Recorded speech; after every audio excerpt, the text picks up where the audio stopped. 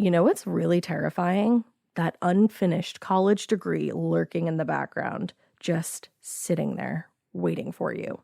That's where Southern New Hampshire University comes in. With flexible online degree programs, there's no commuting, no rigid schedule, and no more excuses. Plus, they have some of the lowest online tuition rates in the U.S. Visit snhu.edu/morbid to learn more before your degree becomes just another story about what could have been. These long dog days of summer, I mean, we just made it through a heat wave. Mama was parched through this heat wave. I was hitting up Dunkin' every single day, and I will continue to probably for the rest of my days, but especially this summer. Dunkin' is helping everyone stay cool this summer with its lineup of refreshers. These drinks are packed with bold, fruity flavors and served ice cold. It's amazing. Dunkin' refreshers are the perfect afternoon pick-me-up. I like to start my morning with them personally, and then sometimes I go back for a second one because I'm just feeling crazy. They come in a variety of delicious flavors, including fan favorites mango pineapple and strawberry dragon fruit. And then for a limited time, there's black cherry and there's pink pineapple. I'm going to tell you something right now, and it's a bold claim, let me tell you, but I stand behind it. Pink pineapple will change your life. It is so good. It has me feeling like I'm sitting in a pool, resort side, just living, honey. It's so yummy. Try your favorite flavor with green tea, sparkling water, lemonade, or Dunkin's all-new limeade. I haven't tried the limeade yet, but I'm going to. Usually I get my drinks made with green tea and occasionally lemonade, but I do really like the green tea. Or if you don't want to build your own, try one of Dunkin's curated refreshers like the Cherry Lime Ricky or the Ultimate Pink Daydream. The Cherry Lime Ricky, scrumptious. I could drink like 3 of these a day. They're so freaking yummy. Head to Dunkin' today and find your favorite refresher. Dunkin' refreshers contain less than 1% fruit juice. Limited time offer. Every good detective needs a partner to support them on important cases. Think of a State Farm agent like your sidekick, there to help you along the way in your search for coverage. State Farm can help you choose the coverage you need, whether it's for your home, car, boat, or even RV. With so many options, it's nice knowing you have help finding what fits for you so you can get back to solving all of life's bigger cases. Go to statefarm.com or use the award-winning app to connect with a local agent and get a quote. Like a good neighbor, State Farm is there. Your home should show off who you are. Now is the time to boldly write the newest chapter in your home story. And your main character? It's Ashley. Ashley has styles that balance timeless appeal and modern trends to bring your personal look home. Yes, these are well-crafted and affordable pieces with eye-catching design, but they're also built to stand up to real life. With features like stain-resistant performance fabric, options that are incredibly durable, easy to clean, and stain-resistant with machine-washable covers. Plus, Ashley provides fast, reliable, white-glove delivery right to your room of choice, so you can style your space without any stress. Ashley was nice enough to send us a bunch of new pieces for my pod lab at my house, and when I tell you they deliver it to your room of choice, unfortunately they did have to deliver to the attic, but they could not have been nicer about it. I got, or was gifted, I should say, the Revion Lake sofa and love seat. It's in this like olive colored velvety fabric. It's so nice. I will say it is so freaking easy to clean because if you know me, you know that I have a white cat and a black cat and then a multicolored cat. The white cat loves to just roll all up on this furniture and leave his hair everywhere, but it's so easy to vacuum. I also got the Meili coffee table. So I have that, like I said, in my attic, but I'm ready to order another one for my living room because this coffee table is so beautiful. It has this like antique old money vibe to it. I absolutely love it. And then finally, I got 3 actually of the core stone end tables. They have little shelves in them so you can dress them up and, kind of like personalize them to your style. I highly, highly recommend all of the pieces that I got. And I just recommend Ashley in general. It was such an easy process to shop with them and the delivery, all of that from start to finish. It was awesome. Visit your local Ashley store or head to ashley.com to find your style. Getting paid twice a month doesn't mean money is scarce. It just feels that way. That feeling makes you do weird stuff, like putting things on a card you didn't need to, Earnin removes that feeling. With Earnin, you can access up to $150 per day of money you've already earned, plus up to $1,000 between paychecks. Standard transfers take 1 to 2 business days with no mandatory fees, and expedited transfers start at $3.99 and cap at $5.99. 5 million people are already on it, and honestly, it's wild it didn't exist sooner. Download Earnin on the App Store or Google Play, spelled like earning money without the G. Type in Morbid under podcast when you sign up. It'll really help the show. Earnin is a financial technology company, not a bank. Access limits are based on your earnings and risk factors. Standard cash outs take 1 to 2 business days with no mandatory fees. Expedited transfers available for a fee. Tips are voluntary and don't affect the service. Available in select states. Terms and restrictions apply. Visit earnin.com for full details. Hey weirdos, I'm Alaina. I'm Ash. And this is Morbid. Lighthouse edition.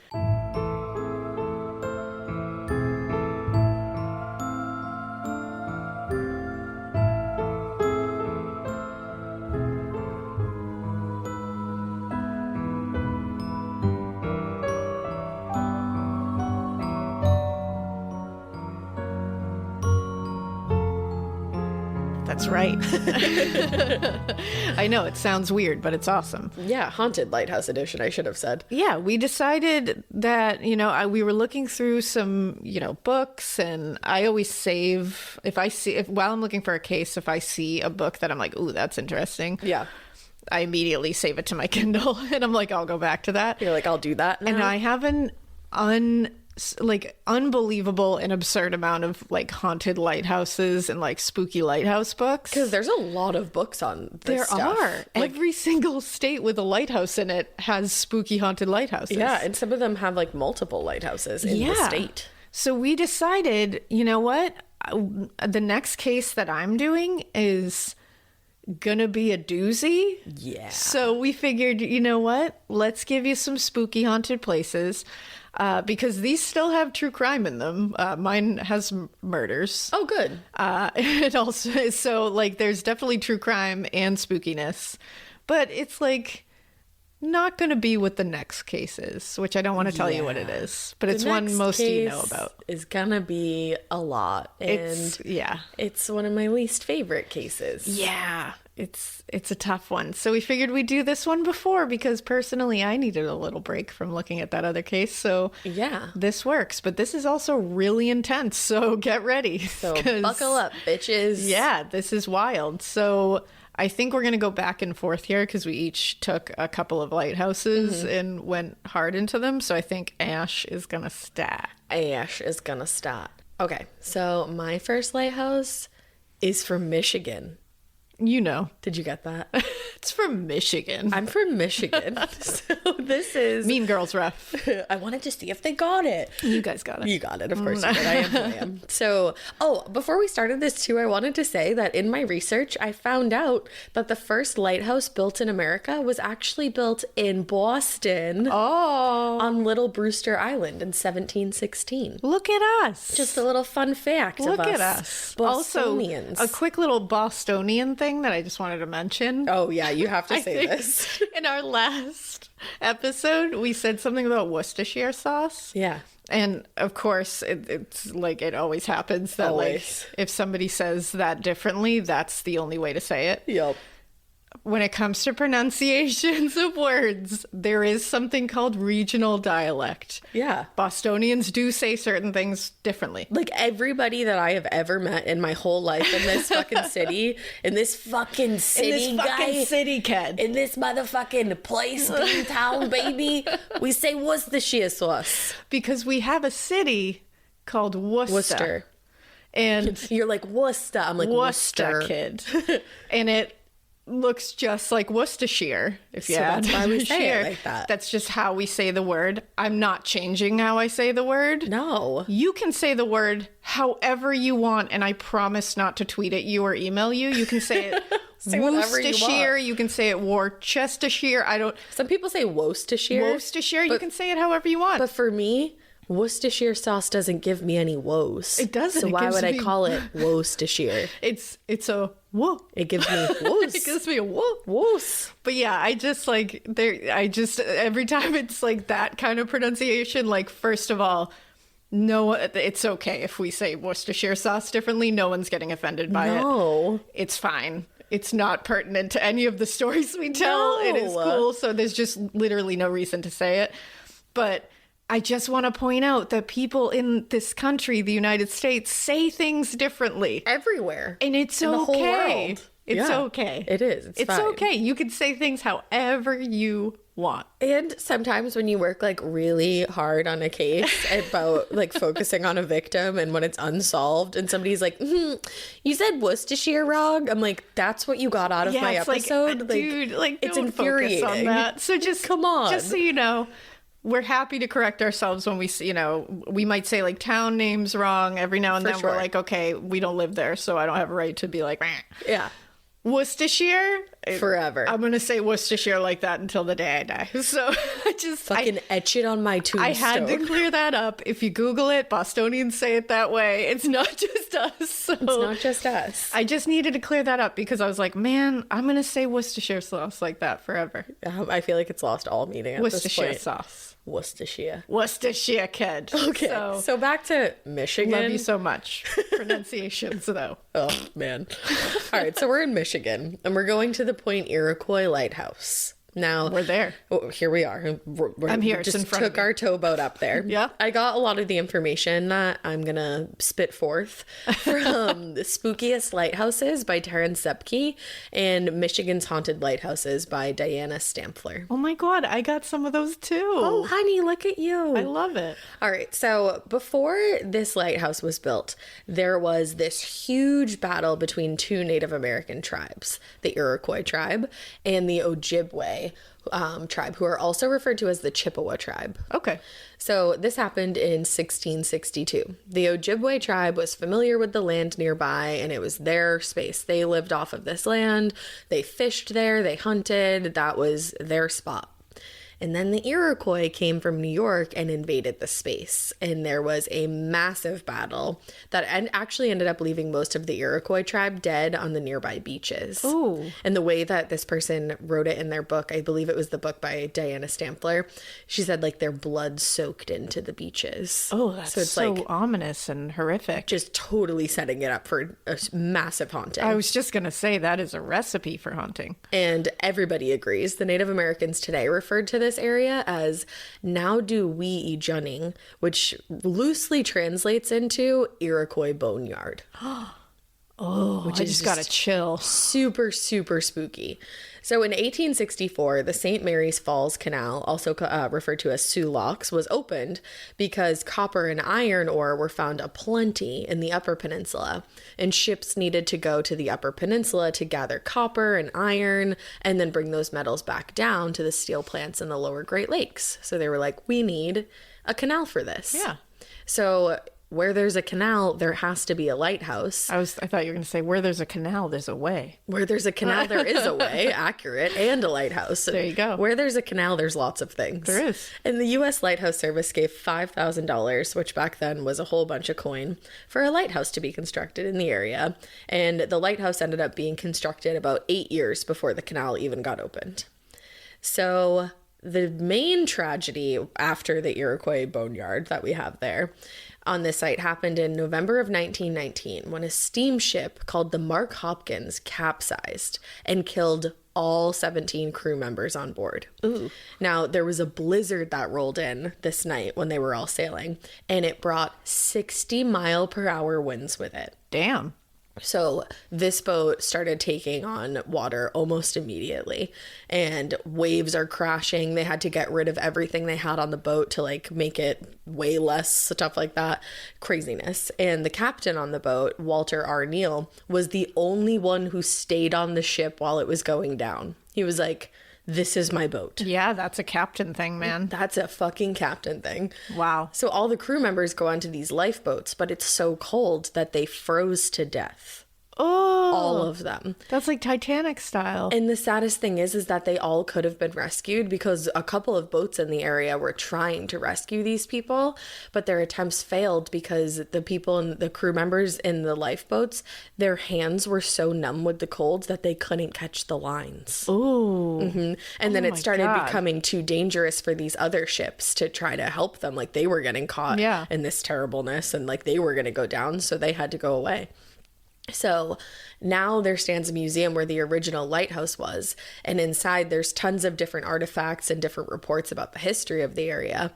And one of the reports is written by Norm Mills and says that one of the crew members gave the captain some chewing tobacco right before the boat started taking on water, and the captain was able to be saved because he kept chewing that tobacco, which kept his jaw from freezing, which saved his life. Oh my God. So they found him just floating on like what was left of the roof of the boat, and they were able to rescue him. Wow. Insane. Because of his chewing tobacco. Because of his chewing tobacco. Which is such a bad habit. But look at that, it saved him. But, you know, it might save your life in a shipwreck.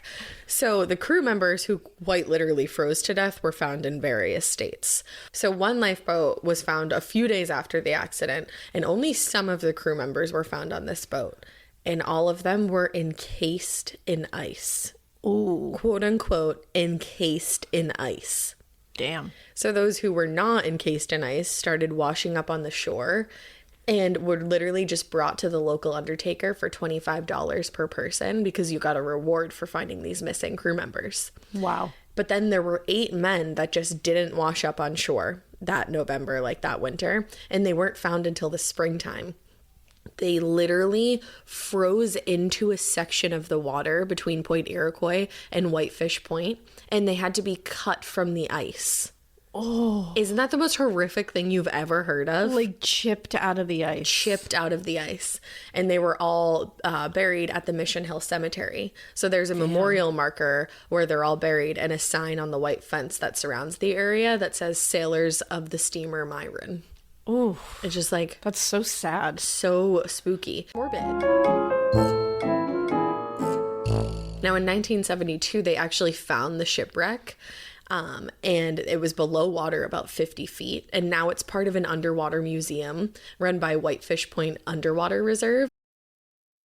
Okay, let's be honest. I feel like when we were all like really first starting our periods, we all had that moment where we bled through our jeans or something like that. And it always happened at school or at a sleepover somewhere really embarrassing. Periods always come with enough surprises, right? So nobody wants a pad that stinks. And honestly, women have been expected to just deal with that for way too long. That's why Kotex is changing the game with a completely redesigned lineup of pads and liners like Kotex BioCare.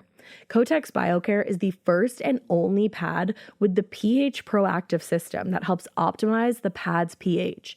And the pad helps combat odor and irritants from period blood. Listen, we take care of our faces with 12-step routines, but we're just going to ignore our downstairs mix-up? Absolutely not. Kotex BioCare gets it, and I love that. Check out Kotex.com for more details on the new launch of Kotex BioCare, available in regular, heavy, overnight, and daily liners. Every flow covered. Now available at retailers nationwide. The Sherwin-Williams summer sale is here. Get 30% off select paints and stains or 35% off their newest product, Emerald Symmetry, July 17th through the 27th. Whether you're looking to refresh your interior or your exterior, they've got the colors to bring your vision to life. And with delivery, getting everything to your door is easier than ever. Shop online or visit your neighborhood Sherwin-Williams store. Retail sales only. Some exclusions apply. See store for details. Delivery available on qualifying orders. And scuba divers can go down and see the shipwreck. That must be so spooky. It says they can, quote, take nothing but pictures and leave nothing but bubbles. That's like what the association says. I love it. Because can you imagine? I'm sure some people try to like break off a piece or something. Oh yeah, people like love that would be pieces nuts. Of things. Like, no, thank you. No, Talk I don't about need that. Some bad vibes. I don't need those bad vibes in my life. No. So that was like one of the second things that happened there. Now, the last thing, I just want to give everybody a trigger warning. There is like an animal that dies in this part. So Damn just you. so you know, but there's also a very young child that dies. So, My God. you know, just wanted to put that out there. Really just going to kick us all in the stomach Yeah, here. just really starting off here with a bang. So this last thing took place in the area of the lighthouse, and it's basically surrounding the death of a 3-year-old little girl named Carol Ann Pomeranke. Oh. She was killed on July 7th, 1948. So Carol was living with her parents and her older brother Alan in a cabin inside the Marquette National Forest. Her father Arthur was the keeper of the fire observation tower in the National Forest. So her mom and her brother were inside when a black bear started coming up on their property. But little Carol Ann was on the porch, like playing on the porch. So her mom sees this bear approaching the house, but she doesn't have enough time to get outside before the bear literally scooped up Carol and started taking her away, carrying her away. Oh my God, that's horrific. Now, the coroner said that most likely Carol was killed like immediately because the bear's teeth punctured her brain. Oh. So that hopefully that happened like soon Right away. and she wasn't Oh my super God. terrified. So Carol's mother called the forest rangers, who Arthur was actually working with that day, the father.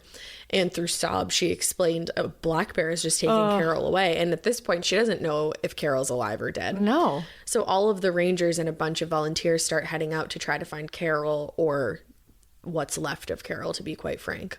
Now, they found her body lying next to a stream in the forest, and they waited for the bear to return to the area because obviously it's going to come back. Yeah. Now, when it did come back, they shot and killed it. The bear was only 1.5 years old, but it was like extremely underweight, which was super strange for them because there was plenty of the bear's usual food in the area. But it was like a very like freak accident. Yeah, that's weird. And after Carol was killed, Arthur quit his job as the keeper of the observation tower, and he and his family just moved out of the house days after Carol was killed. They could not be there. Yeah. So, back to this lighthouse, Point Iroquois Lighthouse. A psychic who went to the lighthouse in the 90s told a volunteer that was working there, named Janet Russell, that she saw the apparition of a little girl and said she was probably about 3 years old. Oh. And the woman explained that sometimes spirits go to places that make an impression on them. And Janet said, quote, "For a 3-year-old, seeing that massive tower with her family would have been very impressive." Oh. And that's why she would have gone back there. Oh my God. So people will see like her spirit walking around near the lighthouse, and people have felt taps on their hands or tugs at the the back of their clothing. I would just want to scoop that little ghost girl up. I would be like, come into the lighthouse. I'm so with sorry. me. Yeah. And then other people who have visited the lighthouse over the years claim to have not only seen Carol walking around, but they say that you will be walking through the lighthouse and all of a sudden you'll just hit a freezing cold point. Oh, damn. And there's no explanation to it whatsoever. Except that it's Carol. Except that it's Carol or the Native Americans who died there, or like all the people who died and washed up on the shore. Wow. And people say that when you walk into the light, there's just this feeling. Like a heavy feeling. Like super heavy feeling. But there's all these artifacts that they have and different reports of like these incidents that relate to the lighthouse. That must be fascinating. So I feel like it'd be a really cool place to visit. Yeah. And it would probably be really heavy like the Lizzie Borden house. Definitely. Because that was the only tragedy. time that I've like truly, it's like there and in Salem are the only two places that I've really felt that like physical heaviness that people talk about. And I feel like that would be another place where you would just get like hit with it. Easily. Just because of all the tragedy that happened there. There's so much. Damn. That's a crazy one. That was a crazy one. I just can't couldn't believe all of that stuff happened in one area. What I was going to say was I just can't believe that much stuff happened. Like, what the fuck? Seriously, a little girl gets eaten by a bear. Oh, where do you hear that? That's horrible. And it just makes me think of, Chonky Bear, like Hank the Tank in California. What I thought of. How's he doing, guys? Like, how's it going in California? Lock your doors. Like, lock your doors, but like... Get a garage. But Hank the Tank, man. Hank the Tank. I don't want him to go. I can't. Please tell the story of Hank the Tank. Oh my God. So, first of all, let me start this really quick. This is just a quick side story, I promise. But I was putting the girls to sleep the other night, and one of them had like a little tummy ache. And so I was just trying to make her laugh. And I was saying like, oh, like, what if I gave you my tummy? Like, my tummy doesn't hurt. I'll give you my tummy and I'll take yours. And the other twin was like, your tummy's way too big. And I was like, oh, fun. Like out of the mouths of babes. You're like, cool. And then Gonna go get on my exercise Yeah, I was like, bike. cool, all right, crunch as it is. But and then the other morning, we were watching a little news story about Hank the Tank there. And the girls were like, whoa, that's a huge bear. And one of the twins goes, yeah, Dada, you're bigger than that bear. And Hank the Tank is like, And it was massive. Of course, this like picture of just like chunky bear. And they're like talking about how chunky They're he talking is. about, yeah. And of course, they're saying it like, oh, Dada, you're taller than that bear. Of like, course. that's what they meant. Of but course. the way they said it, John was like, real nice, guys. Thank you. He literally goes, thank you. Out of the mouths of babes. They're just so funny. But I'm love like, it. man, they will check you real fast. Oh, yeah. If you are ever feeling yourself, they will. Don't. They'll bring you back down to earth. And then on the flip side of that, when you're ever feeling down, they will make you feel like a goddess or a god. Yeah, it's so on true. Earth. It's so funny. I know. Because they're just like, yeah, I'm just going to tell you how it's real. So cute. But on to my lighthouse. And my first lighthouse is from Georgia. Ooh. And it's the St. Simon's Lighthouse. Okay. Now, this lighthouse was built in 1810 originally. Oh, dang. And it was built by James Gould. It was Gould? 70 Gould. Like ghoul. Like ghouls. It was 75 feet high, and it helped to guide ships into St. Simon's Sound on St. Simon's Island in Georgia. Lots of St. Simon. Lots of saints when it comes to Lots of them. lighthouses. Lighthouse Eye. Yeah, Lighthouse Eye. I don't know. Unfortunately, 51 years after it was made, it was destroyed by Confederate soldiers, which seems to be a running theme in all of these lighthouses. I'm like, Confederates, stop ruining lighthouses. Oh, girl, just wait. But don't worry, because a 104-foot replacement was built in its place and was finished in 1872. But the architect, Charles Kluski, actually died likely by malaria in 1871, the year it was actually like right before it was completed. Oh. So like that's sad. That's You didn't get so to see sad. it. Now, next to the lighthouse tower is a home where the lighthouse keeper would live, because that was generally how that worked. This home had 2 stories and would allow the lighthouse keeper and their spouse on one level and an assistant lighthouse keeper and their family on the other. So they would work together and live together. Oof. Yeah. Now, Bradford B. Brunt was the original keeper. Yeah, he was. In 1874, he left the job and was immediately replaced by Frederick Osborne. Let's talk about Frederick for a second. Let us. He was originally from England. He immigrated to New York in 1863 when he was 30 years old. He served the Union in the Civil War and enlisted in the United States Army after the Civil War ended. He married Julia Pauline Pagson sometime in the 1870s and had a son, William Thomas Osborne, November 5th, 1873. When he took the job as keeper of the St. Simon's Lighthouse, he had another son, Frederick Page Osborne, on October 9th, 1875, but that son passed away when he was only 2 years old. Oh.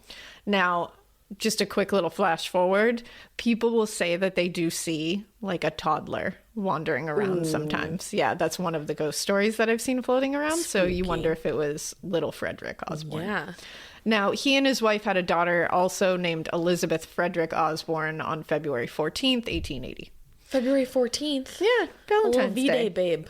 Now, all was well, and Osborne got himself an assistant lightkeeper named John Stevens. John moved into the keeper cottage attached to the tower, and he and his wife lived on the 2nd floor while the Osborne family lived on the 1st floor. Mm-hmm. Now, Osborne and Stevens immediately did not really get along at work. I had that feeling when you yeah. were like, work together and live together. Work together and live together. It started because Osborne was kind of a picky dude.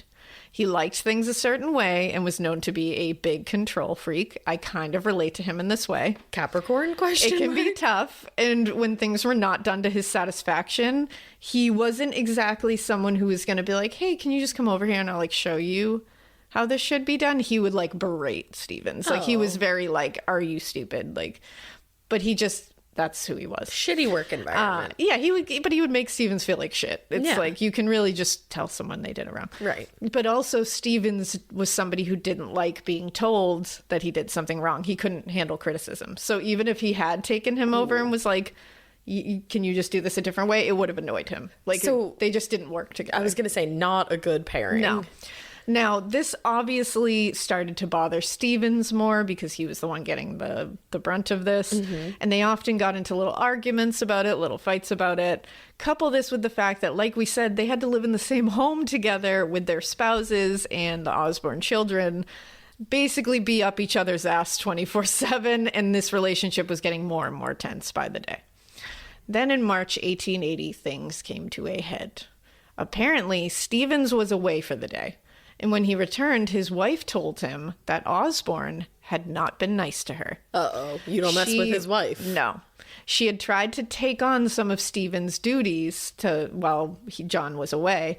And Frederick Osborne, ever the control freak, didn't like the way she had done it. He basically berated her the same way he would do with Stevens. And she's like, I don't even have to do this. Yeah, she was like, I'm just nice. trying to help out, man. And Stevens was raging angry about this. Come on, guys. So the two men go outside. They're going back and forth. Stevens is defending his wife. Osborne is defending himself. It was definitely a fight caused by the sass at Stevens' wife, but it seems like it was really a culmination of all the shit that Osborne had made him feel. And Osborne is pissed because he feels like Stevens isn't doing the job well enough, not to his standards. And it got so bad that Osborne drew a gun. Oh. And told Stevens, because I think what was happening was, by all reports, they were getting into each other's faces. It was starting to get physical. Osborne drew out his gun and told him, like, back the fuck off me or I'm going to shoot. Oh, shit. And it was like the 1800s. So, like, this is how shit went down, apparently. Now, that's when Stevens took this fight to a fatal place. Okay. Because remember, Osborne has the gun. He's telling him, back off of me. Now, according to the Brunswick Advertiser and Appeal newspaper, on Sunday morning at about 8:30, an unfortunate occurrence transpired at St. Simon's Lighthouse, in which Mr. Fred Osborne was seriously shot by his assistant, Mr. John W. Stevens. It seems that there had been a bad feeling between these gentlemen for several days, and on Sunday morning they went out into the bushes in front of the house to settle their difficulty. During this interview, Stevens threatened to chastise Osborne when Osborne drew his pistol and ordered him not to advance further, whereupon Stevens went back into the house, took down his double-barreled shotgun, which had been previously loaded with buckshot for deer hunting. Oh. And as Osborne advanced along the path near the fence leading to the gate, Stevens fired at a distance of 98 feet. Hitting Osborne in 4 places. Oh, wow. Only one shot, however, taking serious effect. Now, Frederick Osborne died from his wounds at the hospital. Oh. He was shot in the stomach, which was the kill shot. Yeah. Now, apparently this murder took a toll on Stevens' psyche, and he just couldn't forgive himself. It was clear he immediately regretted what he had done. Crime of passion. This was absolute insanity. Yeah. He made a very fatal error, and he immediately knew what he had done. But still, he's a murderer. Yeah. He's a flat-out murderer. From those same newspapers, it says, quote, "It is a fact worthy of much praise that as soon as he shot Osborne, Stevens sent at once for medical assistance for the wounded man, repaired immediately to Brunswick, and gave himself up to the proper authorities.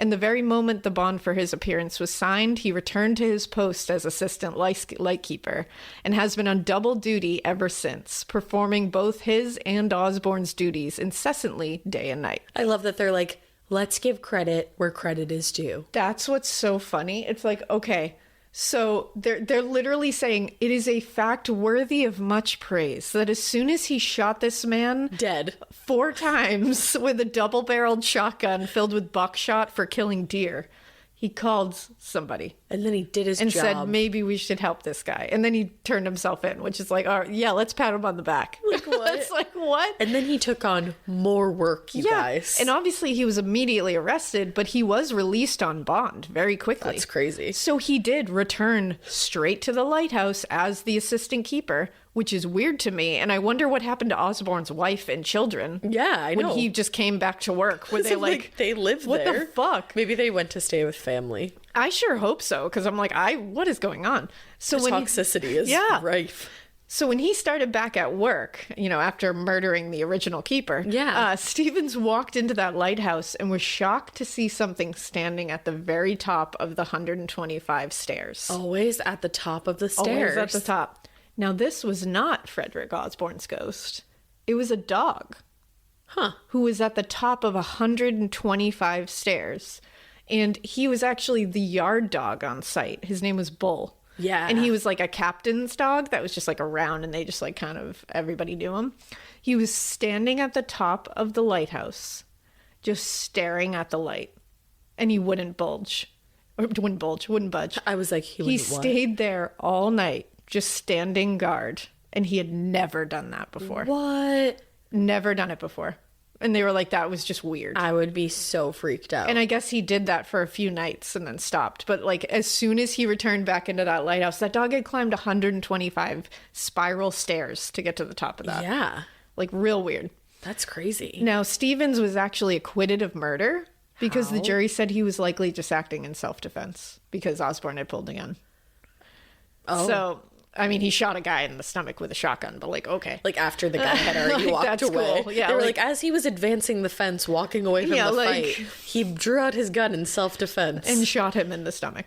Now, they obviously weren't going to put Stevens in as the like head, as the actual keeper. yeah, you because don't he get was- promoted for murder. Yeah, like he was a legit murderer. So like, I think they were like, yeah, that takes you out of that running. Yeah, can't set that as a precedent. Yeah, and I think it would look bad if he murdered the keeper and then got the keeper's job. I feel like that would set a really bad precedent for like just murder the keeper and you can have his job. But then, like, who wants to be the keeper if the assistant murdered the last keeper? So, well, I guess a guy named George Aspel became the new keeper. Okay, now, brave man. He immediately started hearing footsteps in that tower when he was there at night and no one else would be there.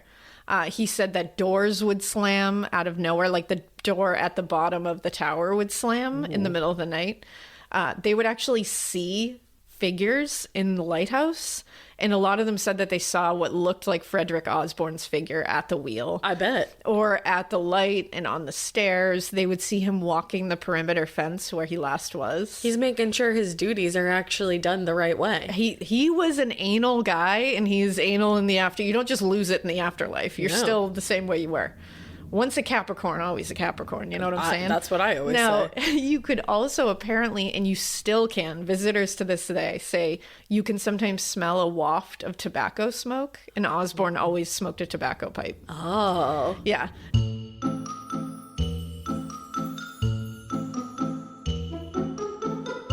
When you're on the hunt for a new wine, you have two options. You can wander around your local grocery store or wine mart, picking bottles at random and having no idea what you're about to bring home.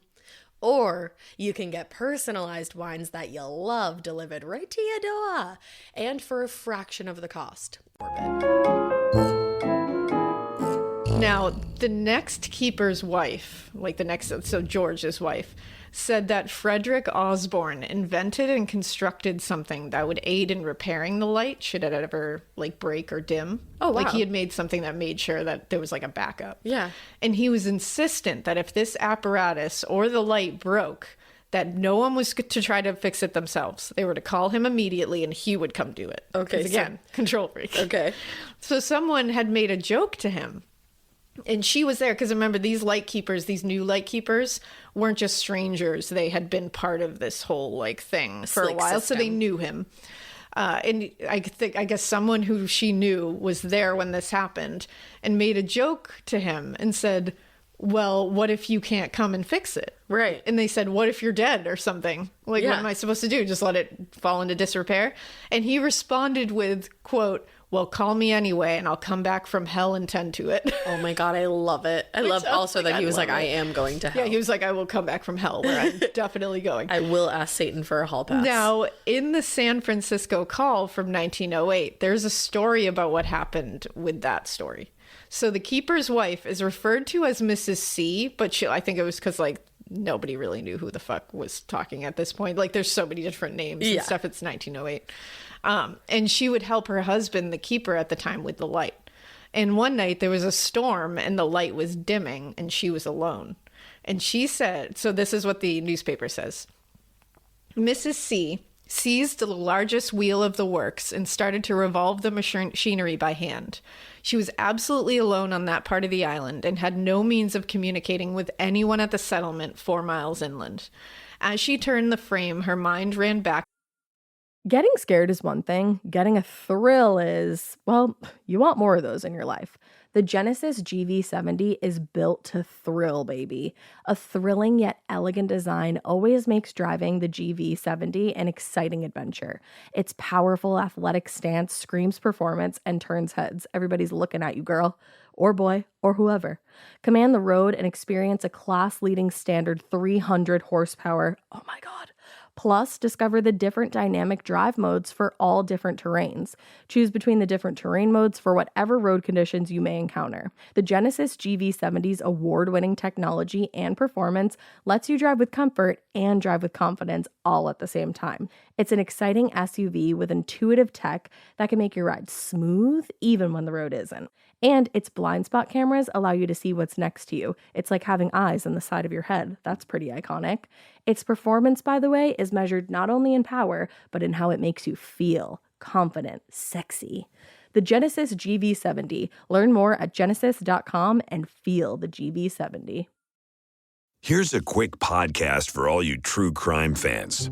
The case of the missing Reeses. It was me at the store with my mouth.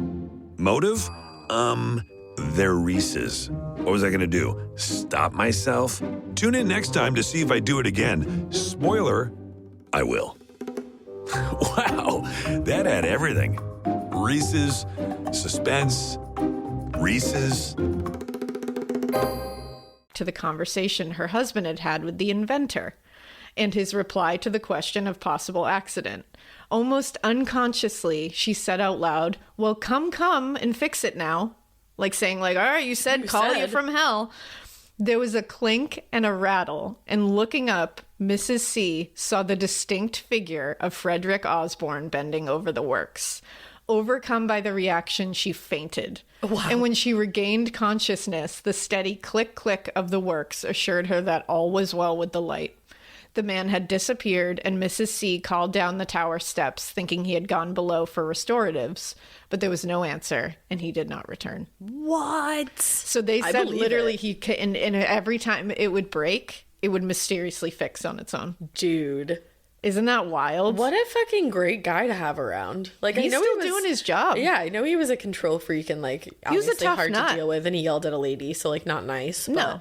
He was a tough nut to crack. He just wanted things the way he wanted them. And look, he cares so deeply about the lighthouse. He even cares about it in the afterlife. He does, and I love that. I love that so much. And then people might have seen, if you look up this lighthouse, there's this story that like always goes along with it. This other story of this like boy who killed his parents, like strangled his parents, and now they all haunt the lighthouse. There's literally no historical record of anything like that happening, so I didn't want to say it because I couldn't find any newspaper to even slightly back it up. Oh, I hate when that happens. Because I know. So many times with like haunted things like this, you'll find a story and you're like, oh wow, like, you're like, whoa, how I gotta look interesting. into that. Let me learn more. And then it's like, that never happened. That never happened. You're like, so awesome. I found actual newspapers that like had this in it, so I was like, okay, yeah.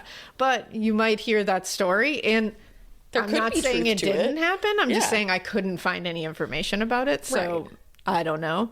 But people do say that they see like a ghostly figure of a boy. They say that they see, you know, people walking around the perimeter, and then they'll go to like call to them and they'll disappear. Ooh. They definitely see Frederick Osborne around. People have said they've seen the dog Bull, like who is clearly long since passed, and they'll see him. He did? Yeah. I know. It's crazy. You would think that like 100 years later he'd still be, you know, dogs, you know what I mean? But no, Bull is gone. But he's still around. But he's not gone. Still doing his thing. All right, Bull. You know? So that is the St. Simon's Lighthouse. That was a fun one. Fun. That was a cool one. That was fun. Not fun.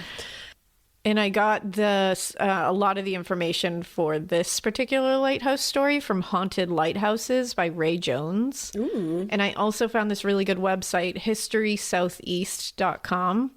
And you can search for the St. Simon's Lighthouse, and they had a really cool, like, in-depth discussion into it. And then I also used newspapers.com to find all the cool old-timey newspapers. Love that. So there it is. Love that so much. Love that for you. I love that for you. And for St. Simon's. I love St. Simon's. All right, now let's get on a boat. Let's get on a boat. Row on over to Maryland. Let's do it. We are going to the Point Lookout Lighthouse in Scotland, Maryland. Yeah, we are. Not Scotland, Scotland. Scotland, Maryland. Scotland, Maryland. And this information I mostly got, I got from like a few different sources, but the main one that I used was maryland.gov.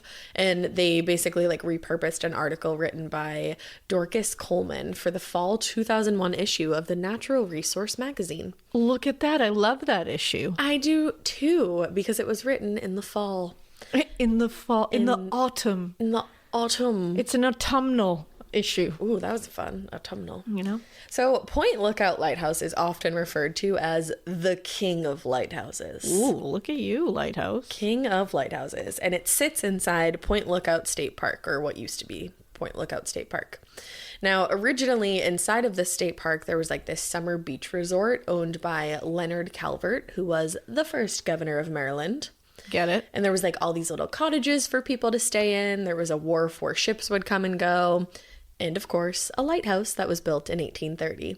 For some reason, describing this place in my head, I'm just picturing like Dirty Dancing when they go to that summer, like, I feel that. like getaway place. I feel that. Do you want to hear a funny thing about me? No, because I already know what you're going to say. And it's a fact about you that infuriates me. I have never seen Dirty Dancing. Infuriating. Everybody shame her. This is like when I said I never saw Weekend at Bernie's, but worse. Yeah. Worse. Yeah. A classic. I don't know, man. I know some of the quotes from it. I know the general Nobody leaves premise. baby in a corner. Yeah. I love, Patrick Swayze for life, but You don't love him if you haven't seen all I of his have work. not seen it. It just was not one that ever came across my life. That's unreal. Which is weird. It has come across your life, though. I feel like it's been on and we've like changed it. I don't know.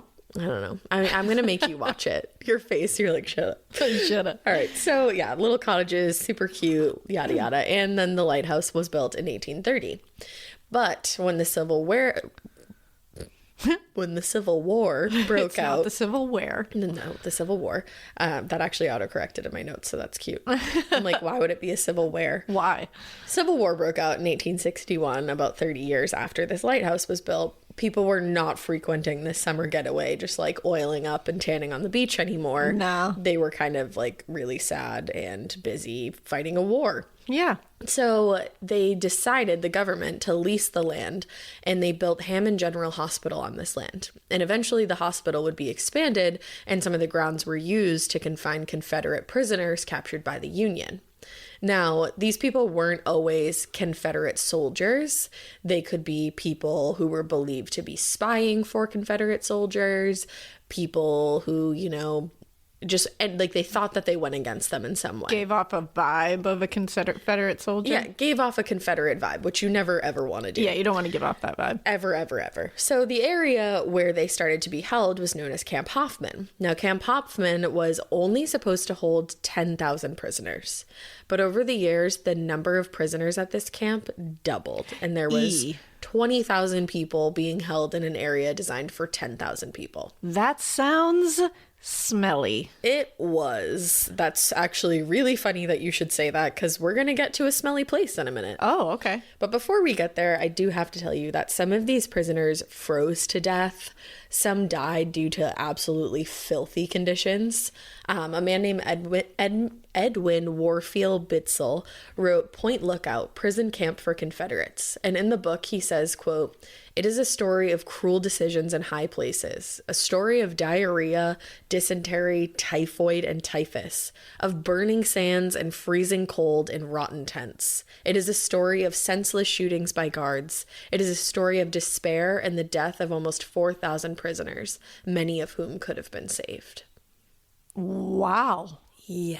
The fact that whole thing started with a story of diarrhea was enough for me. As soon as it's a story of diarrhea, you gotta dip. Yeah, it's a sad story. It's really when it sad. Starts with that. That's really It's horrific. that sounds not great. Now, the war ended in 1865, and the number of prisoners who were kept at Camp Hoffman at that time totaled around 52,000 over the years. Oh my God. And anywhere from 3,000 to 8,000 of those prisoners had died on the grounds.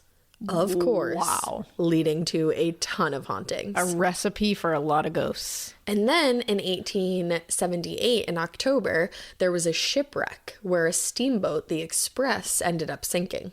Now, one of the crew on board was a man named Joseph Haney, which like weirdly sounds like the most familiar name ever. It really does. Right? So he was said to have rowed to the shore to get help, but unfortunately he died in the attempt. And when they found his body, he was buried after that. He washed up on shore. But one night, somebody staying inside of the lighthouse woke up late at night to a knock on the door. And when the person opened the door, he saw that there were puddles leading up to the door, like a bunch of puddles. And he thought he saw a man walking back toward the bay, but the man just literally disappeared right before his eyes. And many people think that that was the ghost of Joseph Haney. I also believe that. Me as well. So then a famous parapsychologist, Hans Holzer, he decided to head out to the lighthouse with a team of fellow paranormal investigators.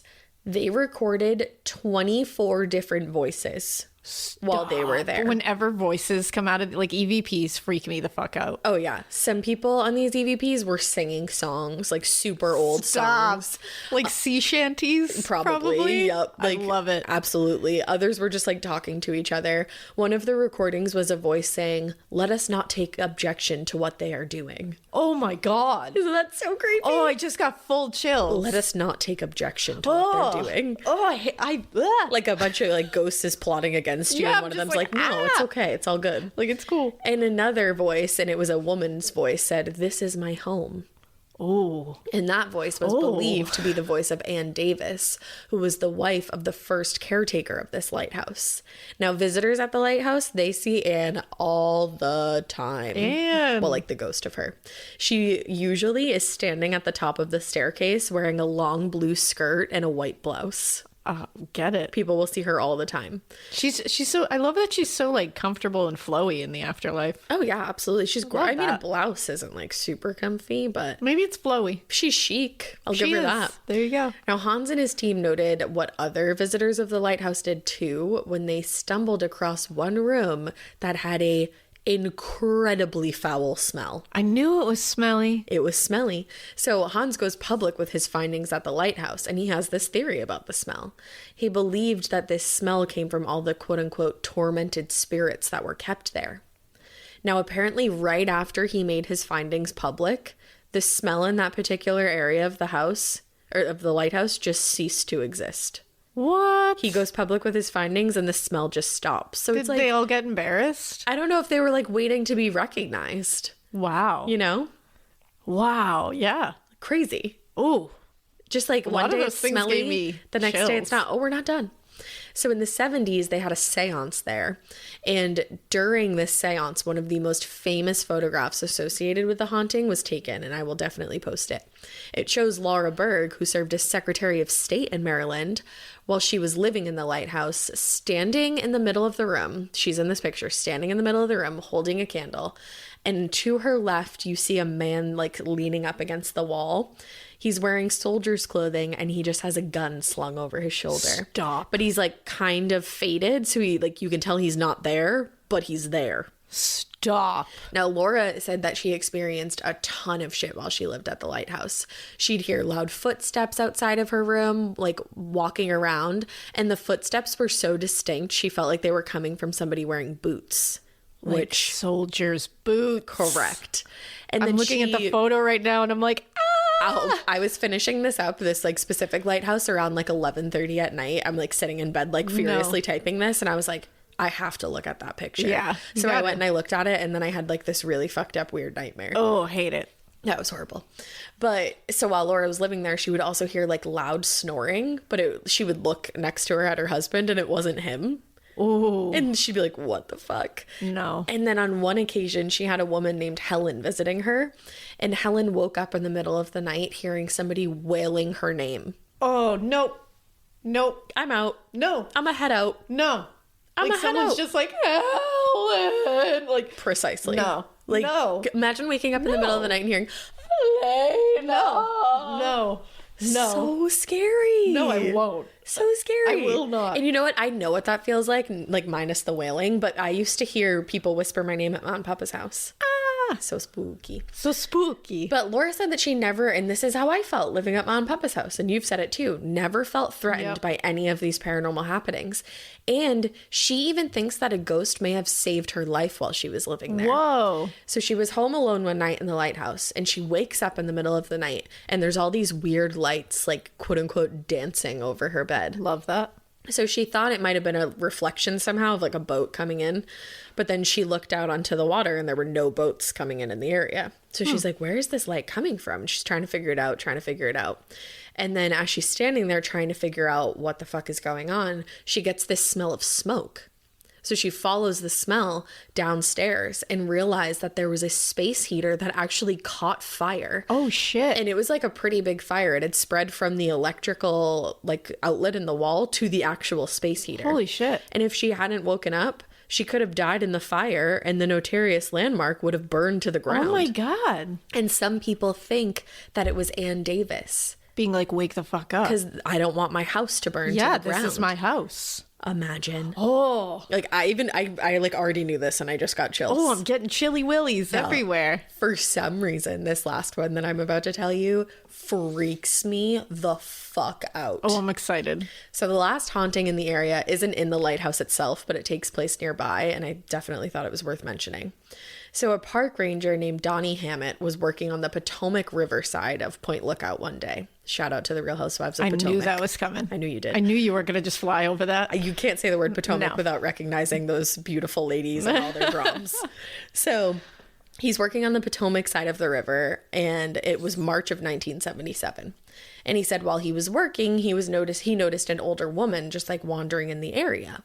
And he said she was looking down and kind of shuffling along, and it looked like she was looking for something. So his first thought was like, oh, did she lose her keys or something like that? Yeah.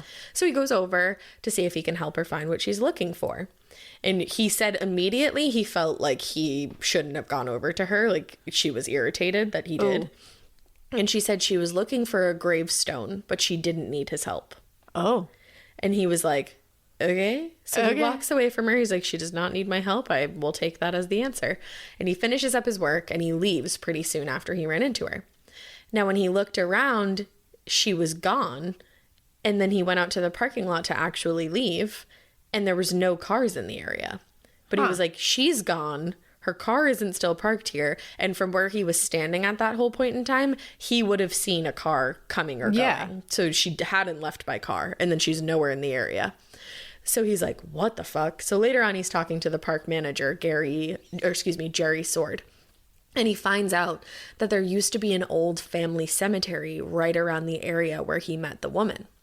So the cemetery belonged to the Taylor family, and a woman named Elizabeth Taylor had been buried there.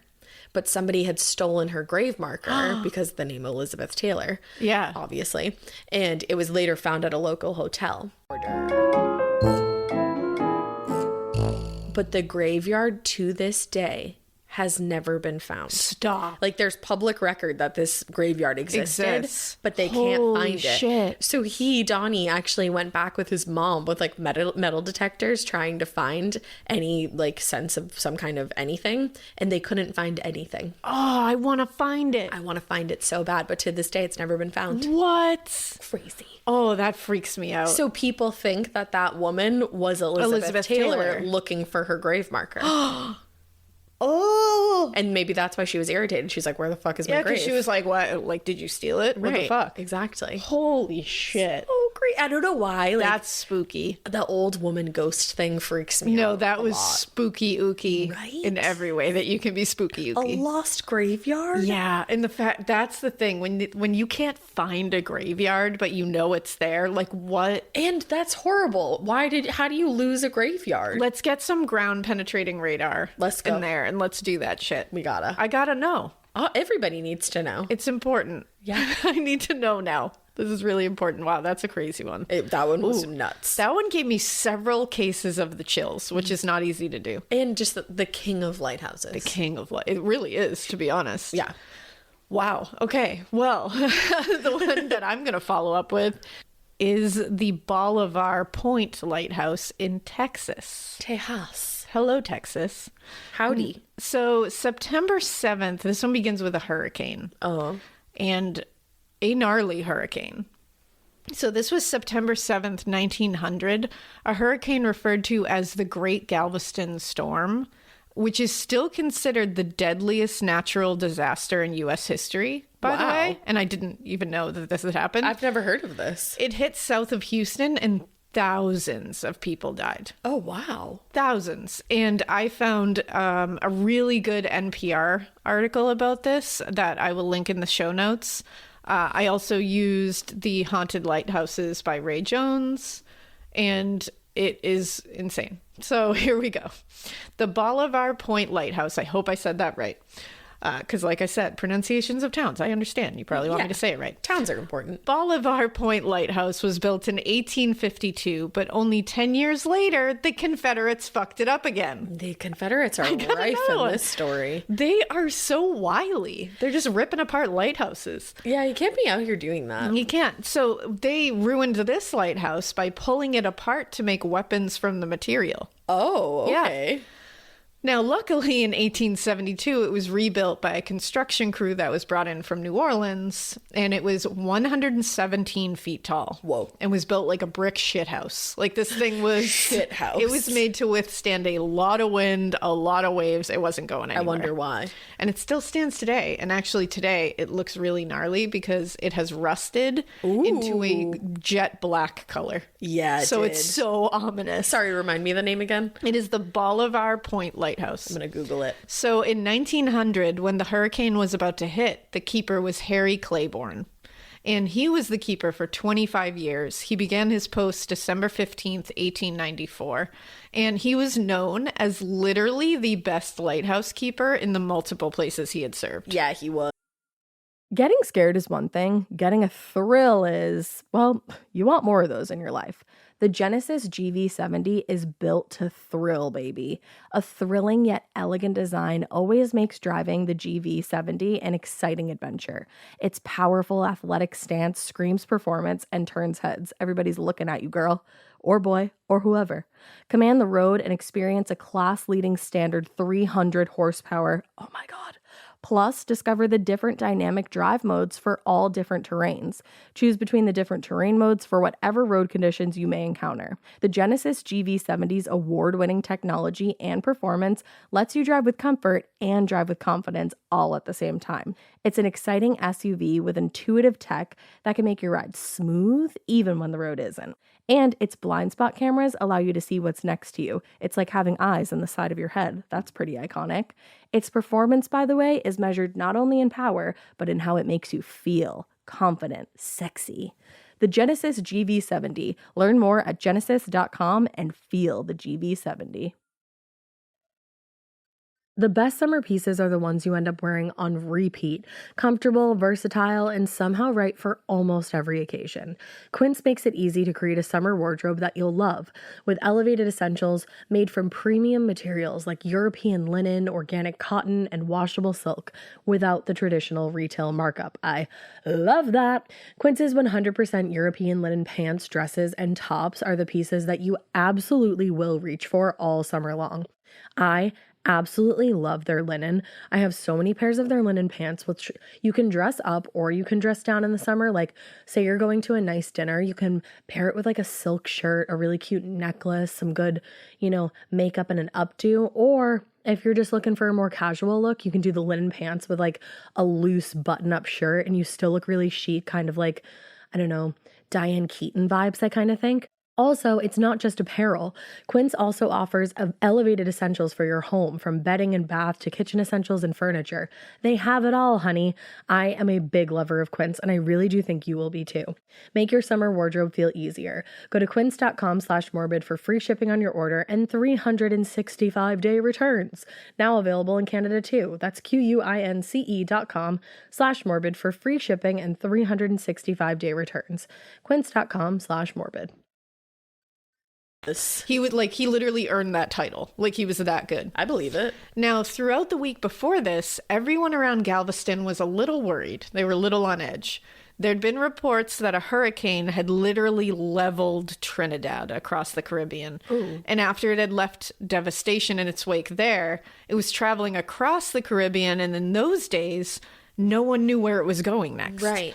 but there was a path to them. It could happen. So the entire community was kind of getting ready to at least face, you know, some of the winds, and sailors were coming in telling stories about these like horrific waters they had just faced out there when they were sailing through the Gulf. And still no one was totally ready for this thing to hit dead on. Right. Because I think the likelihood of it hitting dead on was very low. Okay. So they just weren't really thinking about it. So with all of these little hints that it was coming that way, and with the barometric pressure starting to drop all of a sudden out of nowhere, it was like a lead balloon drop. The Weather Service and the media did put out a notice that said hurricane coming. They didn't know how bad it would be because, again, at this time, they didn't have radar. Meteorologists existed, but they were very different than what they are now. Of course. Now, unfortunately, when this hurricane message came out, everyone ignored it. Oh. They figured, like I said before, it was very unlikely that this hurricane was going to hit head on. Even worse, people were gathering on the beaches and actually coming to the island from other places to see these giant waves that were coming from the storm off in the water. Now, apparently a meteorologist from the Weather Bureau who was named Isaac Klein saw this. Like, he noticed all these people gathering. He was seeing people coming. He's like, don't do this. He knew that like something bad was happening here. So he came to the beaches and was riding up and down the beaches in a horse-drawn carriage. Icon. Which, just picture that. Icon. Yelling for people to get inside and get to higher ground, and still he was ignored for the most part. Oh, no. And just the fact that, like, he even put himself in danger. Yeah, to and do he was that. just, like, trying to get everybody to listen. Now, waves began raging. I mean, they were huge anyways. That's what people were looking at. But now they were becoming just walls of water. Ooh. And soon it got so bad that they completely shattered the boardwalk. Like, Wow. they were hitting it so hard. They were so rough. So people started to panic. And hurricanes, you know, they're not just like tooting in slowly. Hurricanes move fucking fast. When they Yes, they come, do. sometimes it's too late. If you're not already on your way out of there, it's too late. It's coming. It's here. So most people had not cleared out in time. And now they're looking for somewhere to save their own lives at this point, because they know now they were not fucking around. Right. Now, according to the NPR article about the storm that I mentioned before, it said, quote, survivors wrote of wind that sounded, quote, like 1,000 little devils shrieking and whistling. Oh, God. Of 6-foot waves coming down Broadway Avenue, of a grand piano riding the crest of one, of slate shingles turned into whirling saw blades, and of streetcar tracks becoming waterborne battering rams that tore apart houses. Whoa. Yeah.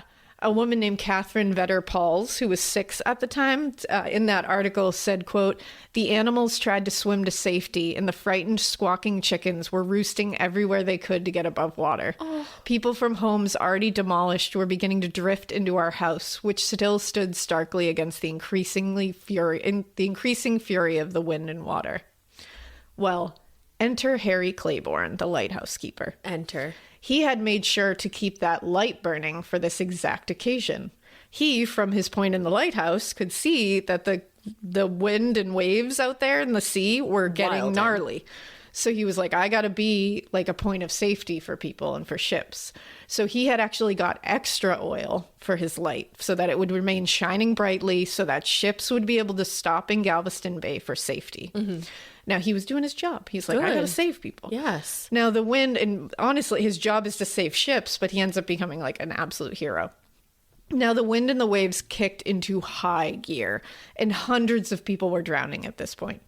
Residents were fleeing their homes in floods. They're trying to find higher ground. Meanwhile, it was like a war zone. Like we said, the winds are blowing anything and everyone sometimes. Dozens of people were actually decapitated by flying debris in these winds. Oh my God. Yeah. Now, suddenly, these people running outside trying to find safety, they begin to pound on the lighthouse door, like the ball of our lighthouse door. Claiborne, immediately without a thought, opened the door and allowed anyone who needed to come into that tower to come into that tower. Yeah.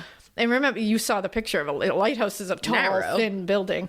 Now, the horde of people pushed into this tower. And they have like a spiral staircase going all the way to the top.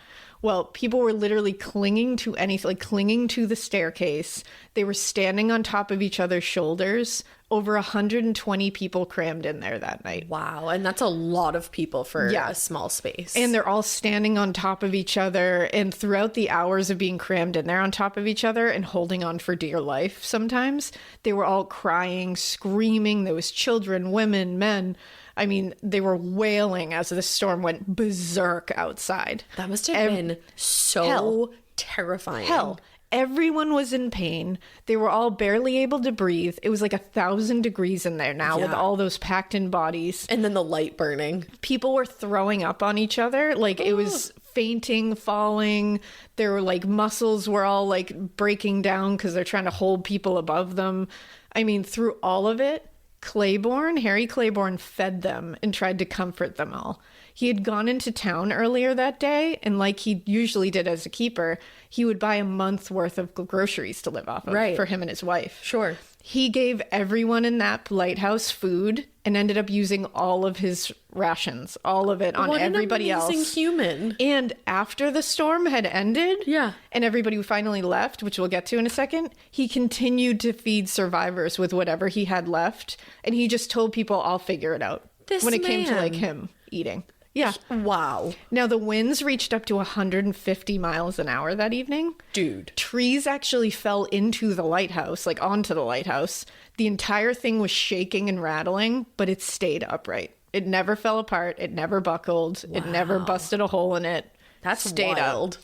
The next morning, the storm had finally gone out to sea after the entire night of them being stuck in there. They were all finally able to leave the lighthouse, and when they opened the door, they were met with piles of bodies, all of whom had desperately tried to enter the lighthouse for safety, but had failed once the doors closed and the hurricane had taken hold. So bodies must have been horrific. and to they see. said like the winds had stripped off all their clothes, so it's just naked bodies lying everywhere of people like who had tried to climb the lighthouse to get up to higher ground. Like they said people were in trees, they were on roofs. Oh, this they were, is horrific. they were piled outside of other structures, and Galveston itself was like destroyed. Yeah. And apparently at last count, between 6,000 and 12,000 people were dead In one night. in one night. I just have like full, like, And now you know why it's the deadliest natural disaster. Of course. Yeah. Now, according to that same NPR article, they said, quote, knots of people frightened out of their wits, crazy men and women crying and weeping at the tops of their voices were what they heard. And they said, somebody named Louise Bristol Hopkins, who was 7 at the time, said, it was a terrible time. It really was. I heard the stories of women with long hair who had been caught in the trees with their hair and cut to pieces with slates that had been flying. oh, Yeah.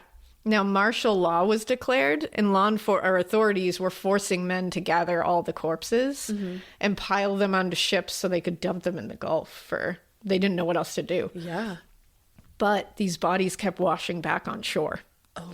And then they had to be lit in massive funeral pyre fires. Stop. Yep. And also, just to put it out there, most of these men that had to, get these bodies, they were mostly black men, and they were forced to do this awful job with bayonets at their back. Are you kidding me? Yeah. Just as a little side note. Of all the traumatic things that have gone down in this story, and then you add that to it. Forced to do it with bayonets at their back. Like, you have to gather all these. Now, Harry Claiborne, he went back to work the next night, and he lit the lighthouse light for ships immediately, and he stood guard. And everything I read was like, he must have been so exhausted, so traumatized. And he just had has to stayed work. up all night feeding these people. He was trying to keep them, and he just climbed those stairs all the way to the top, and he went right back to work. What a bad bitch. Now, according to most, if you are near Bolivar Point Lighthouse or the Galveston beaches, you can hear whispers in your ear. No. And also you can hear people crying, and you can hear people screaming for help. And sometimes they said, like, it's almost like putting a shell to your ear and hearing the ocean. It feels like it like engulfs you. I hate that. And they said you'll hear it like as soon as you get close to that lighthouse or near the beaches, you can hear like cries for help. But they're everywhere. freaky. Like, people say it feels like they're swirling around you. You can hear crying, screaming, wailing, like people saying like, God help us and all this. People like, go to these beaches a lot. Well, the lighthouse is no longer actually like in like a workable lighthouse, really. It's like private property now. It was sold. But people say, especially during foggy or stormy nights, they see someone standing guard in the light tower. And many people believe it is Harry Claiborne tending the light and protecting people from a storm. Oh, we know it's Harry Claiborne. It is. Ships also say they always see this light during storms and fog. Like when they need help, that light goes on. Wow. And they can see the light. Now, during Hurricane Ike in 2008, people said they saw the light in the lighthouse, even though there was no power. Ooh, that's so freaky. And ships said they saw the light that night, too. It's so freaky and so beautiful. I know, it's like Harry. That's killing Harry. it. And just like continuing to be a hero forever. Yeah. For infinity. And apparently in 2000, the Coast Guard actually named a ship after Harry Claiborne. It took that long? Yeah. I know. I'm like, it should have happened like right. I was like, the next day. I guess the boat is stationed in Galveston, and you can actually see it if you take the ferry that runs between Galveston and Port Bolivar. Oh, cool. And it's the Harry Claiborne. There's also a memorial that's on the Galveston seawall, and it's to commemorate that 1900 storm. Oh yeah. And all what it says is the 6,000 to 12,000 people that died in it. That is unreal. But it is apparently a very heavy place, which I can imagine. I would think so, yeah. Because it's not even just the lighthouse. The lighthouse was such a scene of like carnage, but also a scene of like heroic compassion all at once. Yeah. And then also it's just like that place is just rife with, I mean, the amount of death that happened there and suffering is wild. Wow. Yeah. And the picture of that lighthouse is so gnarly now because it's like jet black. It's really so cool, tall. though. I love it. It's a cool lighthouse, but... And it looks like it used to be like white and black, like it was stripes. I think it was white and red, I think. Oh, was it red? Yeah, I just saw white black and and white photo. Stripes. But it rusted. And then it just kind of turned black. It looks over really time. cool. But yeah, it's really cool. How symbolic. I know. Wow. Ooh. But Harry Claiborne, man. A true gem. The best. I mean, he was Josh Safdie's muse for Uncut Gems. For Uncut Gems. Uncut Gems. You got it. You got I had to speak that if you haven't into heard an it, man. You got it. Uncut Gems. Uncut Gems. I have to figure out how to say this place in Oregon. If we could just pause for a second. I think it's Yakutas. Yakutas. All right, I'm going to play this for you so that you can't tell me I'm wrong. It's Yahats. Yahats. Yahats. I hope that's how you say it. So this lighthouse, the Hecata Head Lighthouse, is named after a Spanish explorer, Bruno de Hecata. Love it. Yeah, so it was built in 1892. During World War II, it was actually used as a military barracks. And from 1970 to 1995, it was used as a satellite campus for Lane Community College. Hell yeah, it was. It's had a very interesting history. I was going to say, wow, a very varied history. It reminds me of the mall in Fear Street. How it was like a summer camp, but also like a village where horrible things happened. Also a place where they where they hanged a witch. And then it's just a mall. Yeah, then just a mall. Makes sense. And now it serves as a bed and breakfast. Yeah, absolutely it does. A haunted one. Yeah, it does. So there's really one main ghost associated with this story. So this one's kind of quick, but it's very interesting. Now, the most famous ghost associated with this lighthouse is named Rue. She apparently told a group of students that her name was Rue while they used a Ouija board to ask questions. What freaks me out, though, is that you could also like rue a day. So I'm like, ooh, yeah. Is that what that means? Or is your name actually Rue? But she seems to be a very nice ghost. Oh, okay. No one is exactly sure like who she is, where she came from. But their best guess is that she was one of the keeper's wives. And she apparently had 2 children, is what people say. And one of them, a baby, drowned and died. That's terrible. And there's an unmarked grave on this property that lends itself to that theory. And they say a baby girl is buried there. Oh, stop. So tons of people who have stayed at the B&B have stories about Rue, and so do the workers. One of the most famous stories that you'll see if you look this up comes from a worker, Jim Anderson. So he was working in the attic one day cleaning the windows, and he caught the reflection of a woman. And when he turned around, he saw what he thought he did, but the elderly woman was not from this time period. She was wearing a Victorian gown, and she was like foggy, like an apparition versus an actual person. So I wish you could see the hand motions that Ash was just making to be like foggy. Like just an her hands just went apparition. back and forth like fog. Kind of like I was like swimming a little bit, I guess.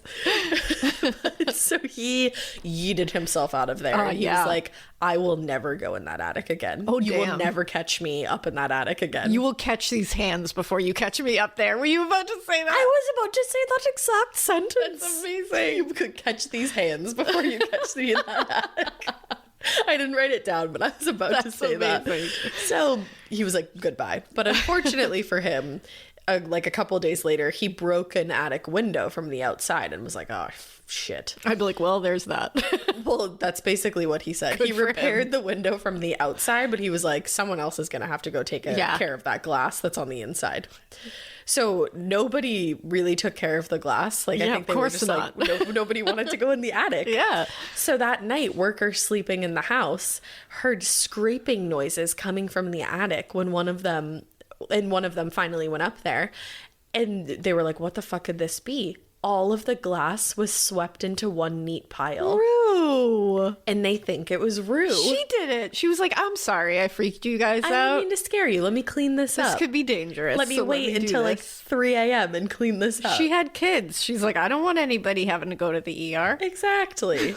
But apparently she's cleanly, but she's also a trickster because people staying at the B&B will like lose things in their room and they'll go to the front desk and be like, oh, I had such and such. Like, have you seen that?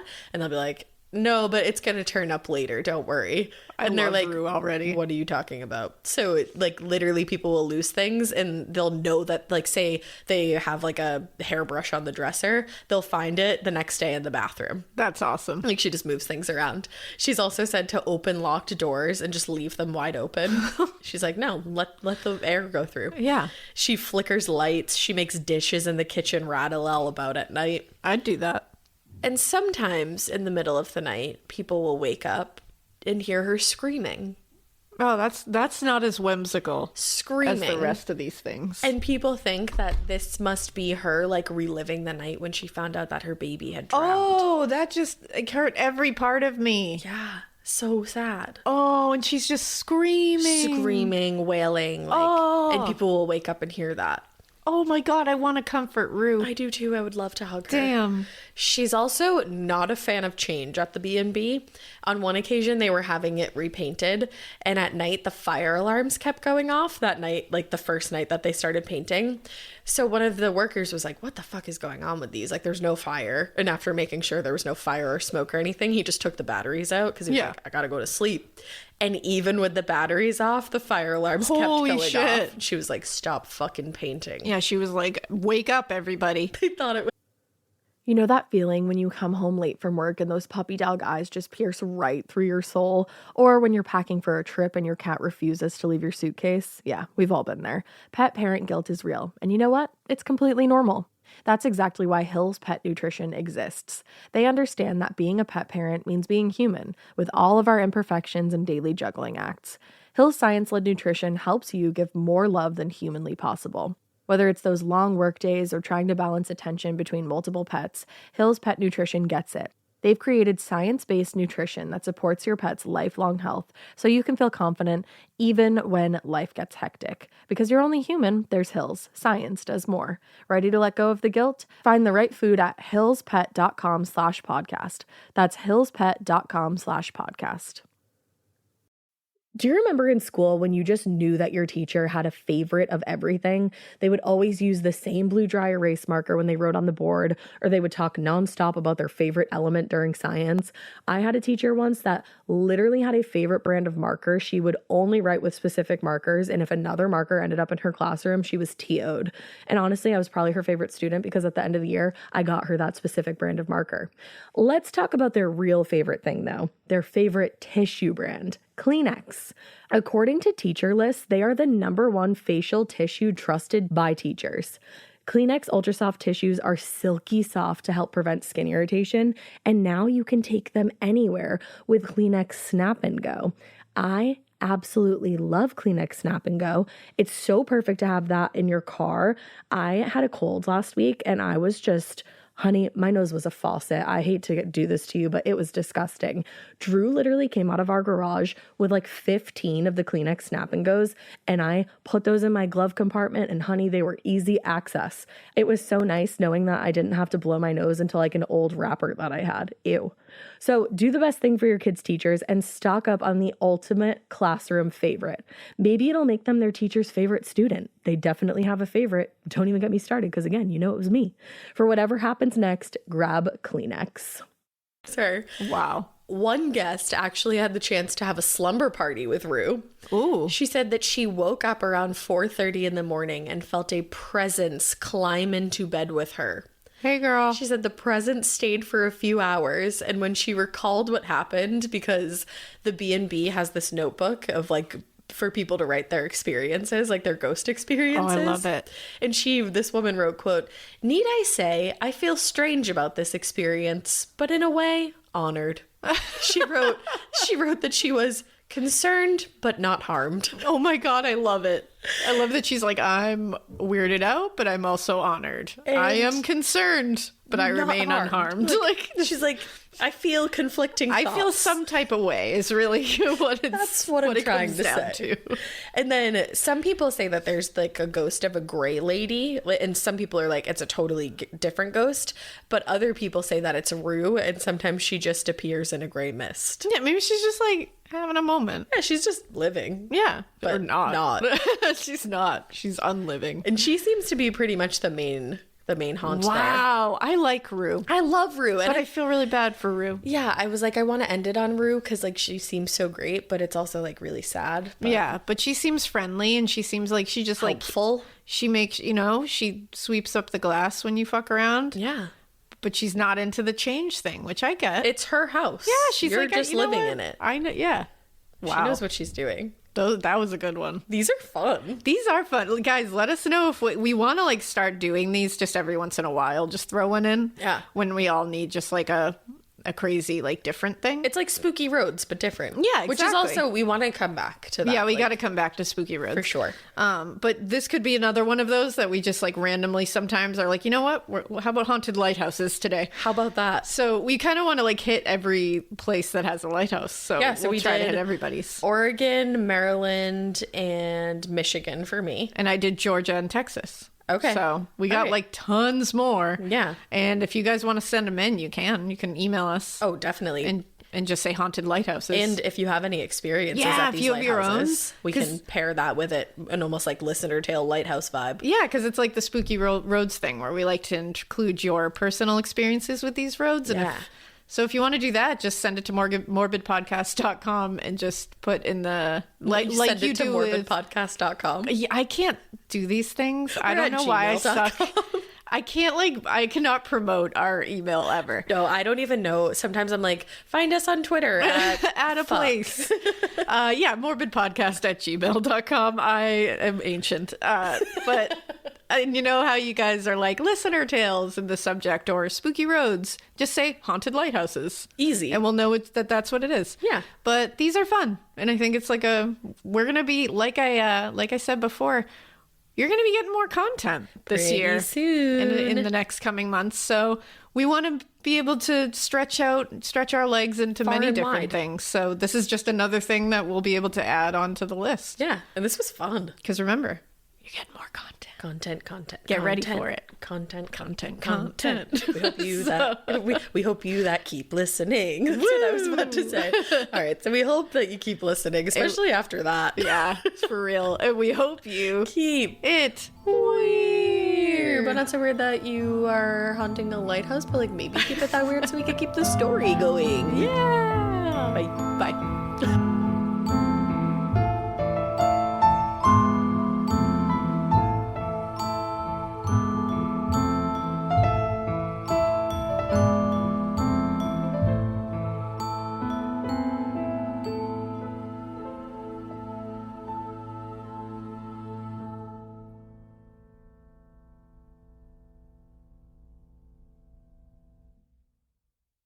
I like things my way. My coffee, my schedule, and my treatment. So I talked to my doctor about self-injecting with the Vyvgart Hytrulo prefilled syringe, which contains efgartigimod alpha and hyaluronidase QVFC. It's injected under your skin, subcutaneously. It means I can inject in my space, on my time. It's my treatment, my way. Visit VyvgartMyWay.com. That's VYVGART MyWay.com. And talk to your doctor about Vyvgart Hytrulo. Brought to you by Argenix. You've tried melatonin, the white noise machine, the blackout curtains, the magnesium, and you're sleeping fine. Not great, just fine. At some point, you have to consider the 4-year-old pillow is doing more damage than the magnesium is fixing. Coop Sleep Goods is running a bundle sale July 9th through the 20th. The starter bundle is the move. 2 pillows plus a sheet set, 40% off. And we're not saying it'll fix everything. We're just saying you've tried everything else.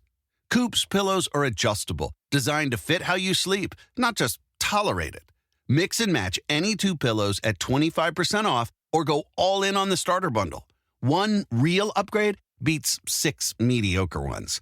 Head to coopsleepgoods.com/comedy. That's COOP sleepgoods.com/comedy for 40% off the starter bundle and 25% off all other bundles.